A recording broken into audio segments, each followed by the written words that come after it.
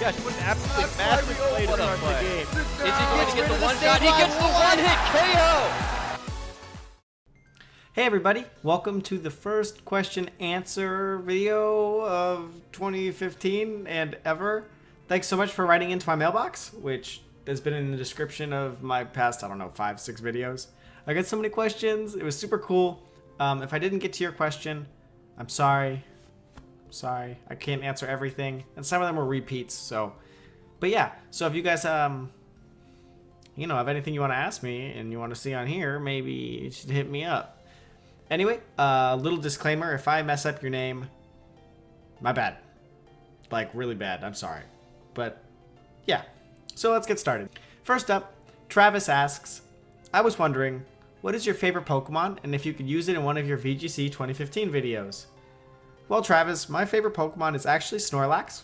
In 2010, it saved my butt a lot with Self-Destruct on my Worlds team, and ever since then I've kind of just felt like I owed it one. So Snorlax is my favorite. Before that, I think it was Badoo. Badoo, it's kind of a weird Pokemon. I don't know why I like it, but I did. I used to play the trading card game, and it had an attack called Buddy Buddy, and I think I was just like, this is the greatest. But since 2010, it's been Snorlax. And can I use it in 2010 or 2015? I mean, I've used worse stuff, so yeah, we could probably make it work somewhere. Next question is from Moises. I hope I pronounced that right. How do you manage to successfully soft reset those legendaries? It's so goddamn frustrating. Or do you have someone do it for you? Help a desperate trainer. Sad face. Well, Moises, what I did, I soft resetted for my own Thundurus. So I got a perfect, flawless Timid Thundurus after about a whole week of soft resetting. And then I usually trade my Thundurus away for other flawless legendaries, and you kind of just expand your collection that way. So, yeah, I did it myself. I make sure to do one myself just so I know the pain. And sometimes, yeah, I have friends who will have, extras of stuff and they'll give it to me. So that's really cool too. But other than that, just gotta keep on chugging. Third question is from Threeple Strafe Gamer. I hope that's what that is. It's either that or Triple Strafe Gamer. When do you use Helping Hand on your support Pokemon, and when do you just attack with both Mons? That's actually a pretty good question. Most of the time, you want to use Helping Hand. It's the priority is what really makes it amazing. You can use it on a slower Pokemon to give your faster Pokemon a chance to KO an unsuspecting target on, your opponent's side of the field. So if you were, if your teammate Sylveon, who has Helping Hand, is under threat of being KO'd by a Mega Mawile on the other side of the field, who's going to move before your Sylveon and KO it with an Iron Head, you can Helping Hand your teammate Thundurus and give its Thunderbolt enough power to KO the Mawile first. That's one way to really use Helping Hand. Secondly, if you've shown it in the battle, your team or your opponent might think, oh god, is he going to Helping Hand here and do extra damage to one of my things to get a KO he normally wouldn't be able to, and kind of mind games around your opponent that way. That's probably the two best ways, or at least two of my favorite ways to use Helping Hand. You can use it in any mess of ways, especially just to pick up unsuspecting KOs, but saving teammates and using it before something on your team goes down, maybe even to another priority move on the opponent's side of the field, they're all great ways to use Helping Hand. This next question is a little bit of a doozy, and one of my personal favorites, I think, of this week.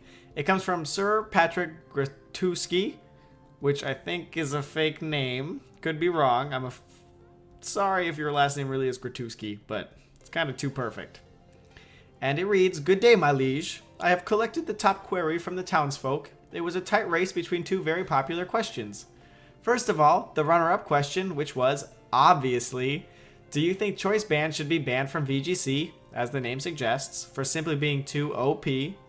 And the most popular question of your kingdom, prepare yourself for a tough brainstorm here because there has been much debate on the issue.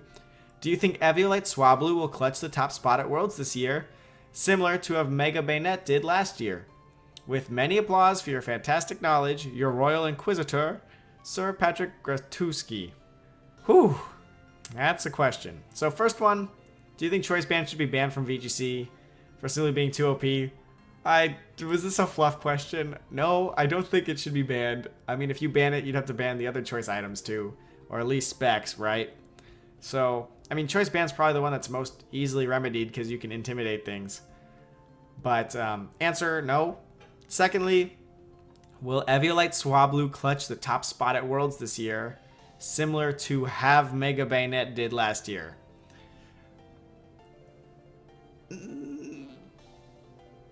Sure. I don't know what you were watching, but I didn't see the same thing you saw. But if Mega Bayonet did win last year, which I assure you it did not.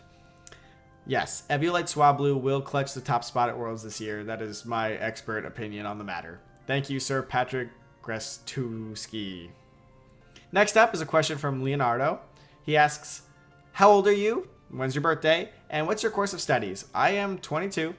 I was born May 18th of 92, way back when. And my course of studies, I studied communications here at UC Davis. Sixth is a person named Gwilheim. I butchered that to hell. But he asks, where did you get your fairy wigs? I actually stole them from my girlfriend in her closet.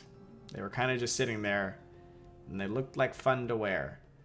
I edited out a part of the video where I couldn't actually get the wings off because they're so tight. I couldn't get them around my arms, and it was really embarrassing because I was hopping around. But yeah, they aren't mine.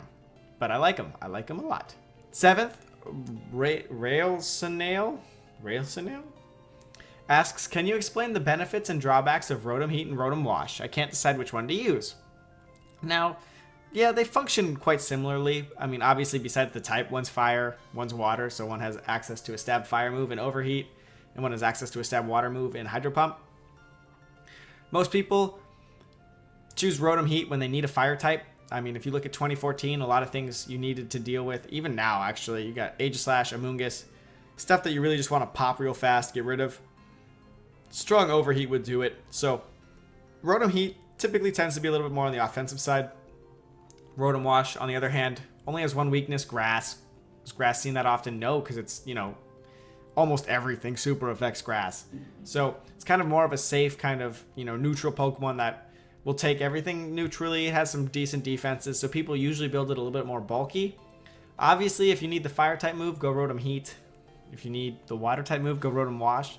But if you need more offense on your team, Rotom Heat's a pretty good example. I mean, for God's sakes, its signature move lowers its special attack 2 stages. It's so strong.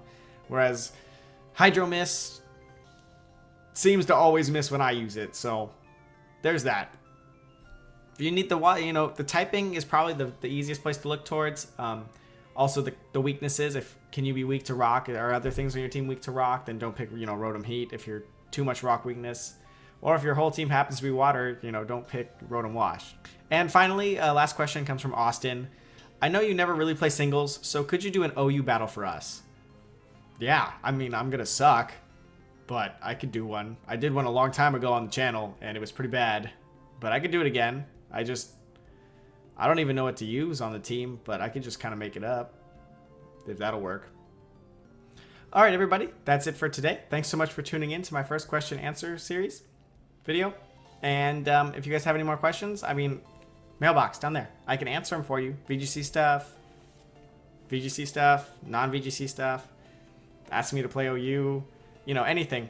And I'll pick some and do some for next week. And yeah, good place to get your questions answered. Yeah, I might know something. I also might not.